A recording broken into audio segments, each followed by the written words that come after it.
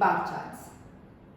Today we discuss to create histograms, frequency polygons, pie chart and box plots. Let's begin with histogram. A histogram is a summarization tool for discrete or continuous data. Two important terms to remember about histograms are bins or intervals, second, frequency. Bins or interval means range of values, frequency or weight, that is the number of data points that fall within specified intervals. Bins and frequency are the two important terms to be remembered about histograms. Bins, range of intervals, frequency or weights, the number of data points that fall within specified intervals. Let's see the syntax of histogram. Let's start with the syntax. PLT stands for matplotlib dot pyplot. We use the hist method. We have to give the values along x-axis. Weights, the other attributes are optional. As we require, we may use it. Except x, all the other attributes are optional. Now, bins, intervals, weights, values on y-axis. Intervals are on x-axis, values are on the y-axis.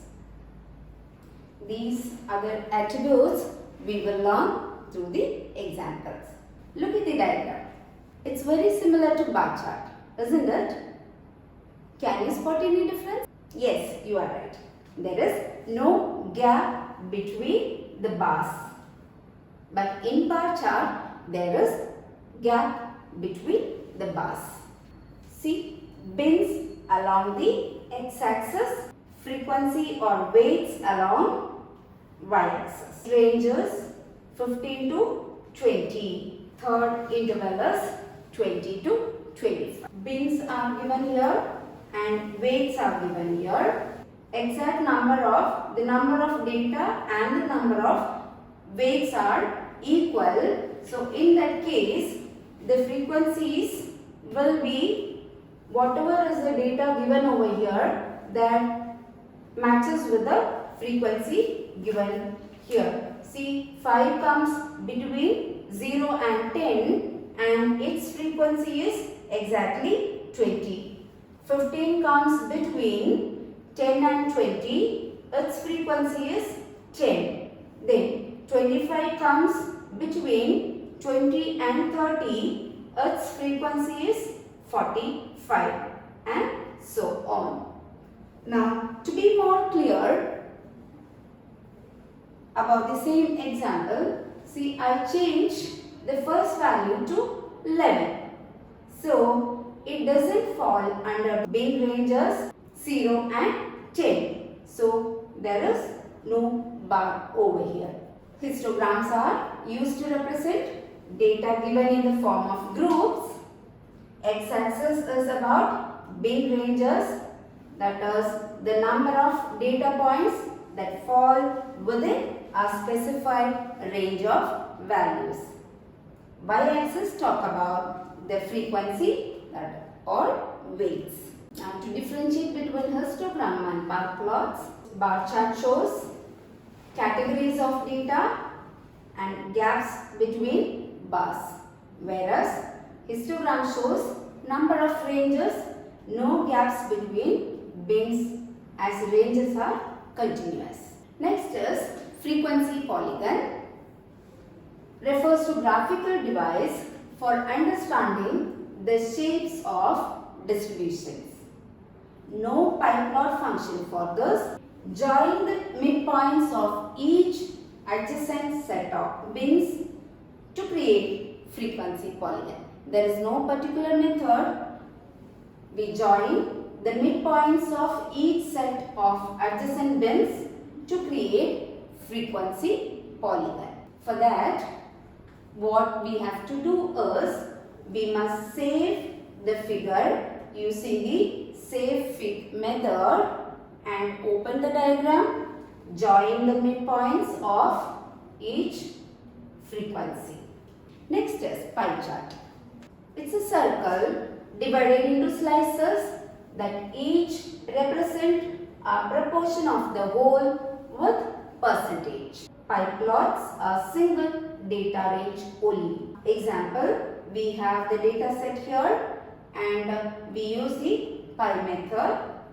The first data value begins at 0 degree. That is, this is the slice for the first data, then for 12.0 second slice, then for third one green slice, and for 69.0 the red slice. Here when you look at the picture, some more data, some more information we get. See, we have labeled each slice. The red color is for Vidya. See here in the first list, Vidya, and the corresponding value is 9.359. Then second one is Karishma here, that is the value for that is 12.1 and so on. Here, see, you can also see gap between the slice of Namrata. That is using the explode attribute. The explode attribute to be given each one. If you do not need a gap between the slices, all the values should be 0. Wherever you want a gap, there you have to give a value that falls between 0 and 1. So for the third slice, we have given 0.2. So 1, 2, 3. Here this is with a gap between. We have used the attribute colors, and in color we have given a list of colors for the value Vidya, that is labeled using the label, so that each label over here for each slice. Another attribute auto PCT, with that the values are displayed. Here we have another attribute start angle. So instead of starting at 0 degree, the first data set begins with 90 degree. If you give it as 180, the data set will begin at 180 degree. Here in this picture, we also have percentage symbols. For this, as we use in a print format, we have to give a percentage. Next type of chart is box plot or biscuit plot. It helps to compare distributions of different series. They are descriptive because they show measures. Example, the median, which do not assume an underlying probability distribution. Box plots aren't used that much in real life. However, they can be a useful tool for getting a quick summary of data.